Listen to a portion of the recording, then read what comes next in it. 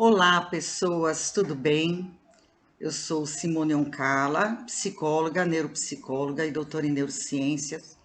Estou aqui para fazer o segundo vídeo. O primeiro foi sobre rotina e organização, e hoje nós vamos falar um pouco das dificuldades pendentes e a reconstrução desse futuro, né? Então, o que ficou em pendência e o que está interferindo nessa nova fase, nessa nova condição de isolamento social?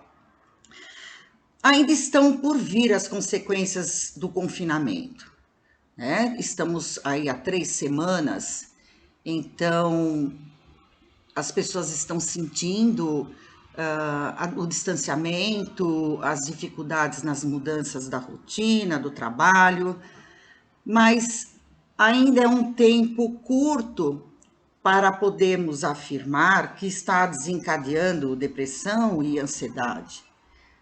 Quando isso começa a aparecer, é que essas pendências já haviam na vida da pessoa. Então, ainda estão por vir as consequências do confinamento. O que está emergindo são as nossas dificuldades antigas, que arrastamos até aqui, até esse momento. Mas, agora, né, nesse momento de fragilidade, de adaptação, se tornaram disfuncionais. Todas as pessoas que começaram a apresentar sintomas imediatos a esse isolamento social têm a ver com o que já tinha, né? E aquelas questões dos conflitos familiares, né, dos conflitos do trabalho, aquilo que tentamos empurrar com a barriga, agora ficou gritante.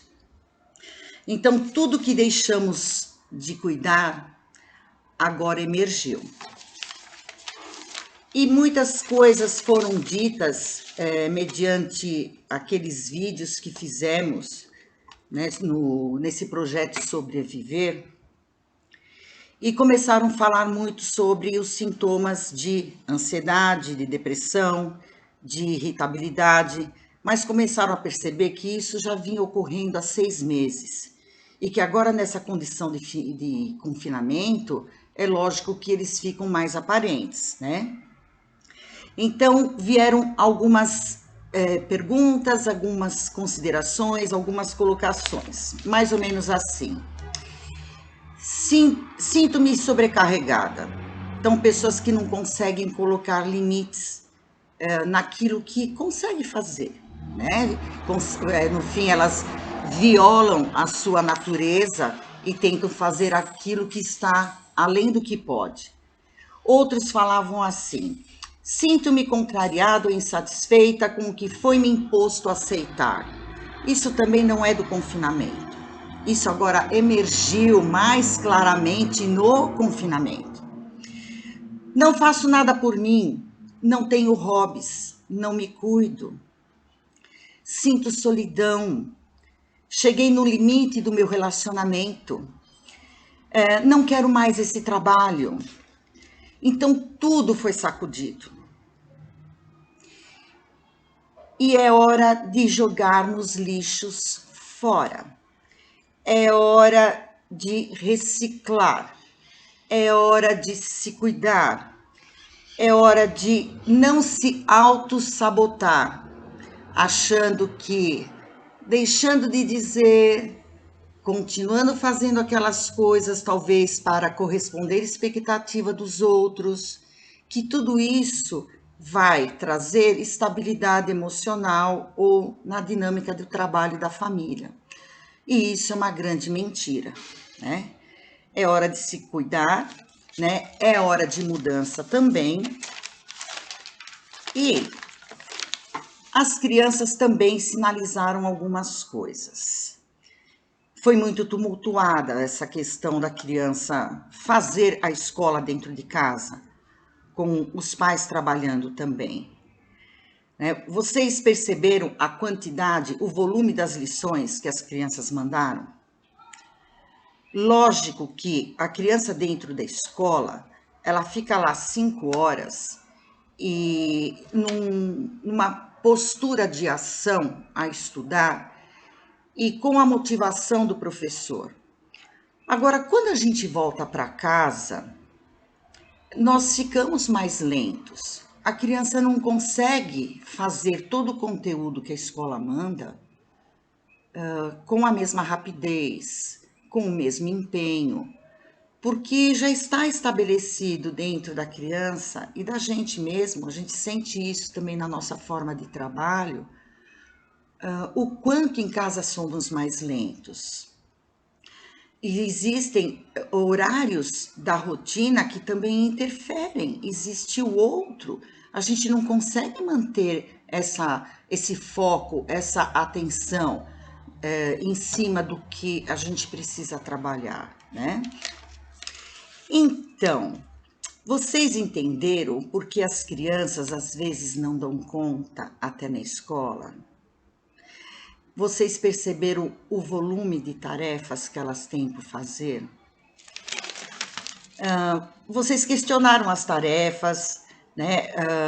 E também nós questionamos a falta de preparo de algumas escolas para poder dar aula, fazer videoconferência e como entregar e receber atividades das crianças, não existiam plataformas que conseguissem sustentar essa demanda muito grande, né?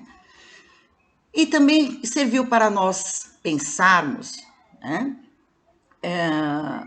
Como existem algumas escolas que aí não persistem naquela metodologia conteudista e que não acompanham a evolução dos tempos. Então ficou nítido que a escola ela não acompanhou a evolução dos tempos. Na hora que precisaram fazer alguma coisa virtual, alguma coisa mais dinâmica do que leia a página 16 e responda 17, que esse tipo de aula vem sendo feito desde a época dos meus avós, né? Começaram a não dar conta. E os pais perceberam isso. As escolas se prendem muito a apostilas engessadas, né, com uma linguagem muito distante da idade das crianças. As mães começaram a não entender o que é que precisava fazer lendo o enunciado. E é isso que acontece muitas vezes na lição de casa e principalmente nas provas, quando ainda tentam dificultar um pouco mais. Deu para sentir também o atraso e a falta de sensibilidade. Os programas de ensino revelaram isso. E nós precisamos agora questionar, tanto nós educadores, como as famílias, né, as escolas no geral. Aquilo que a criança tem que dar conta, né, quando precisou ser revertido para casa, os pais falharam. E muitas vezes cobram da criança que ela dê conta desse formato, que às vezes está muito distante dela, da capacidade cognitiva, até do suporte emocional, das vivências, né? Às vezes professores constroem frases, pegadinhas que a criança não tem condições, não tem maturidade para lidar com aquilo. A questão do isolamento, ela permitiu para que nós abríssemos um terceiro olho para situações que estavam cristalizadas dentro do trabalho, dentro das escolas, dentro dos sistemas de entrega de supermercado. Veja quantos não deram conta, né? E o quanto esse serviço sempre foi preciso dentro da sociedade. Essas situações cristalizadas, elas são disfuncionais e elas se tornam também insalubres.